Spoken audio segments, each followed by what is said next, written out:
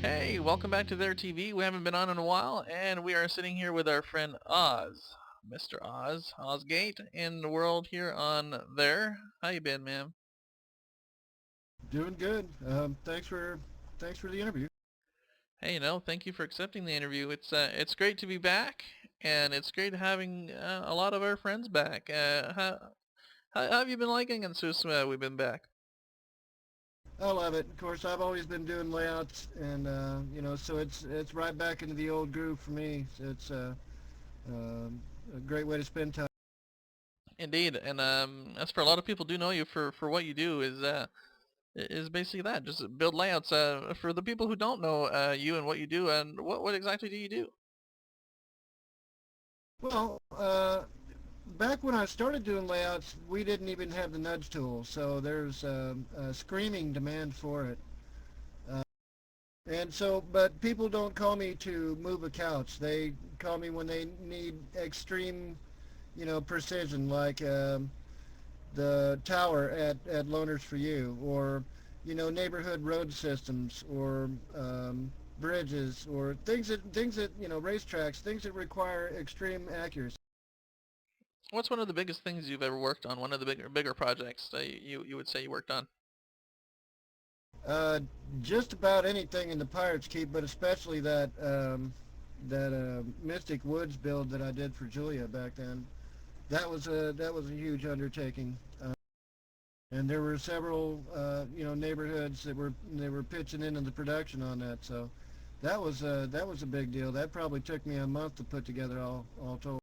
Oh wow, and that's usually not the usual amount of time it would take for a normal project. That was that like quadruple the time you would say of normal projects? Oh yeah, easily. A lot of the jobs that I do, even the big road systems, I could usually knock out, in a few days. Uh, Wow. so that was it was I was having to deal with a lot of analog, not nearly so digital layout design. Out of all the builds you've done, um, which one would you say you really enjoyed doing? Like your favorite one? Oh gosh, I just that would be hard to put a number on.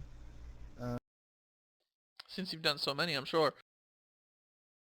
well, back when Jan and I had Angel Island, I really enjoyed the street system we had there, and we were able, over time to expand it and expand it again, and it was a lot of fun.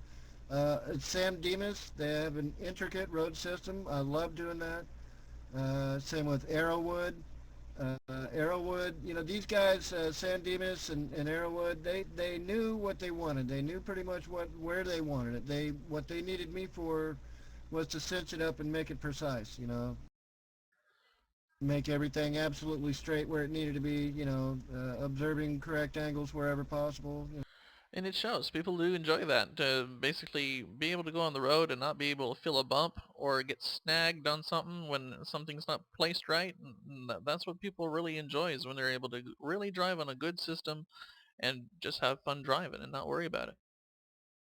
Absolutely, that was imperative when I would put together racetracks. One, for example, the Carcass racetrack is killer. I could enjoy each one of the pieces. I could enjoy the absolute correct altitude to within a millionth of a meter. So you didn't feel any bumps. It was imperative, if you were going to put together a racetrack, that you didn't want to have any adverse reactions.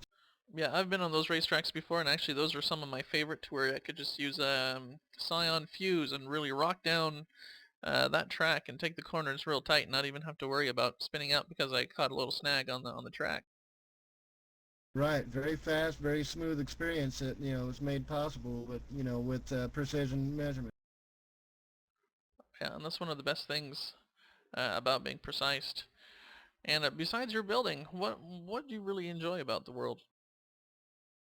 Hover boats, hands down, it's my favorite vehicle. I love flying where I'm going. Anybody can teleport. That's great if you're in a hurry.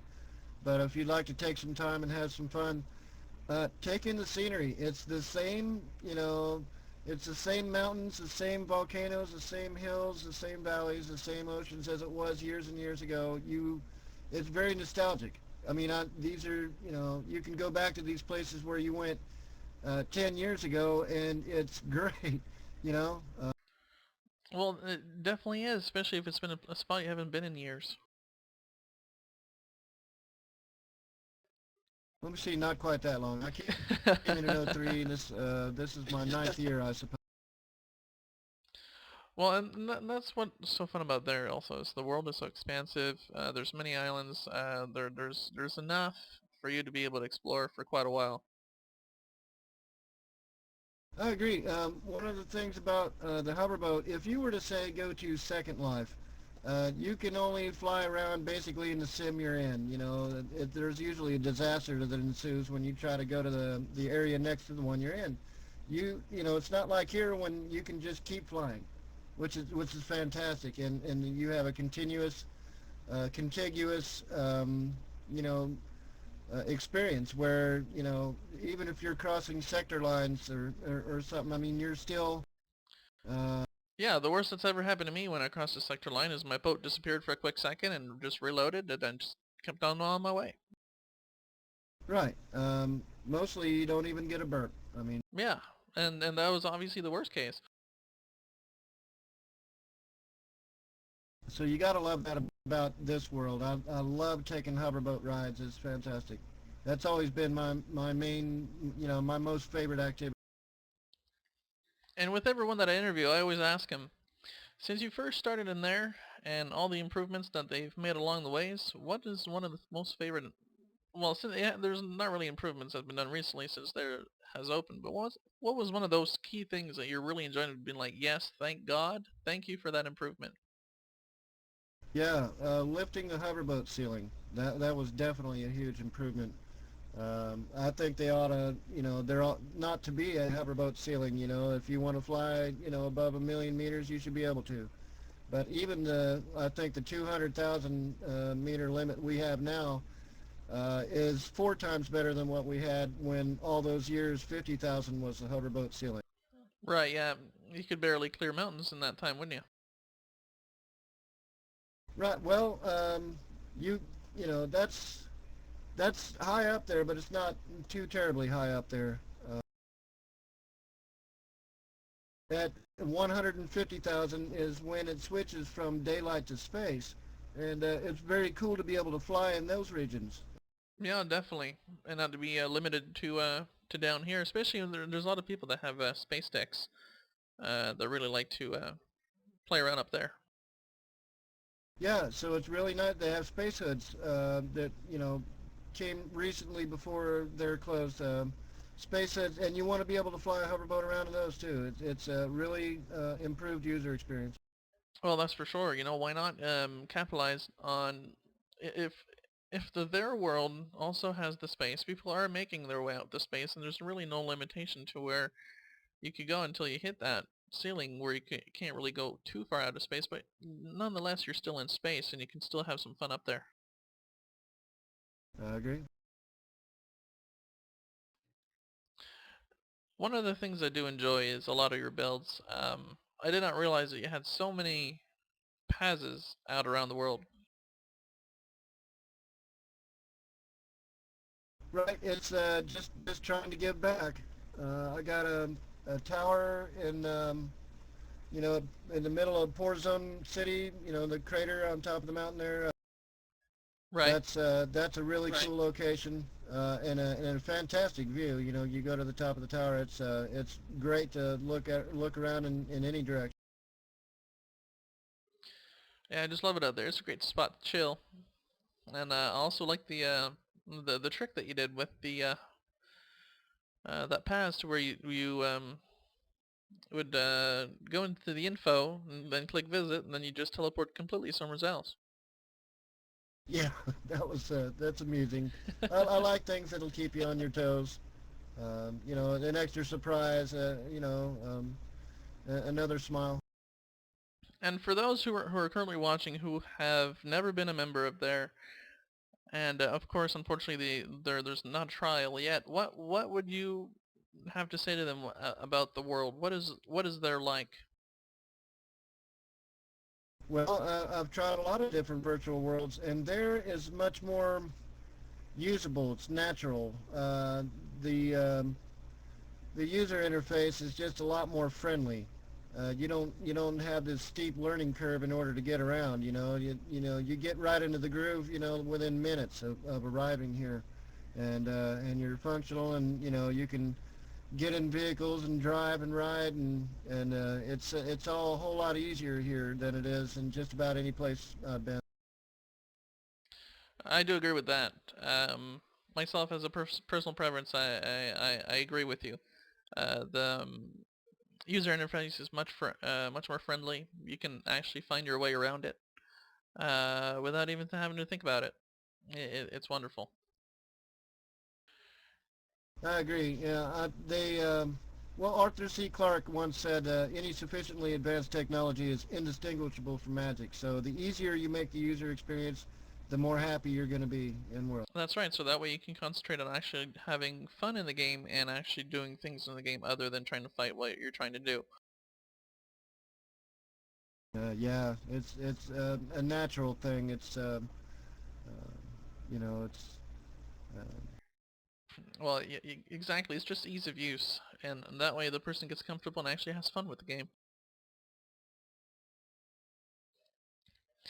Other than your building, having fun with hover boats, and the ease of use of the game, the people. The people is what makes the game. Oh yeah. See, I've always been a social critter. There's a lot of my friends who enjoy, they go to the racetracks and try to get the best time every morning. There's people who are really into paintball fights, things like that. That's a lot of fun. But I'm basically a people person at heart. All that other stuff is icing on the cake for me. I'm here to see my friends. As most of us are that are already back in world. We're happy to see all our friends are logged back on and meeting them again. Yeah, I'm still waiting. When the developer program comes out, I imagine more of the artists will return. Will that will attract a whole nother generation of users. I'm looking for this to really blow wide open again. Oh, I'm sure it will. All right, man. Is there anything else you'd like to add? Yeah, you were asking, what structures I really enjoyed, and there are so many. I mean, the list just goes on and on. But I have to say that Court did a restaurant called Tom Corton's. I had to be the first one to own that, right? It was great. If you see that it's just immaculate, and when you go in there, it feels like you're in a restaurant. I mean, the seats are right on the money. I mean, it's just a very cool, reality-based kind of setup. It's something everybody should experience. They should go in there and sit down, have a coffee, and meet some friends. I thought that was a very fun structure. Yeah, definitely. Myself being a Canadian, I could actually relate to that structure. It relating to the real Tim Hortons, and of course you'd call it Tom Corton. But it's cool to have that in game and for people to be able to relate. For those who are not used to it, they come in. Okay, it's a restaurant, it's a donut shop, really cool. But it's also nostalgic for us in Canada. It's let me put it to you this way: Tim Hortons is like a religion in Canada. Everyone has to go there every morning and get their coffee. Oh, absolutely. But you mentioned nostalgia. I feel the same way in here. I wasn't brought up with those restaurants that specific. But when if it was like 3 or 4 years ago that I was somewhere in here, that is nostalgic. When you go to that place, 3 or 4 years later, you have the memory of all the parties and the friends, that you were, doing this with, 3 years ago. So it's very nostalgic just in the world as well. Yeah, I do agree. Especially when the world was closed. Well, man, did I ever miss being in world. Oh yeah. I think we're all a little injured there. Yeah. Well, I do appreciate you coming down for and having the interview, Oz. Hey, I appreciate it too. Invite some friends over and let's have a time. Sounds great. And to our viewers, thank you very much for watching, and you guys have a good one. Good night.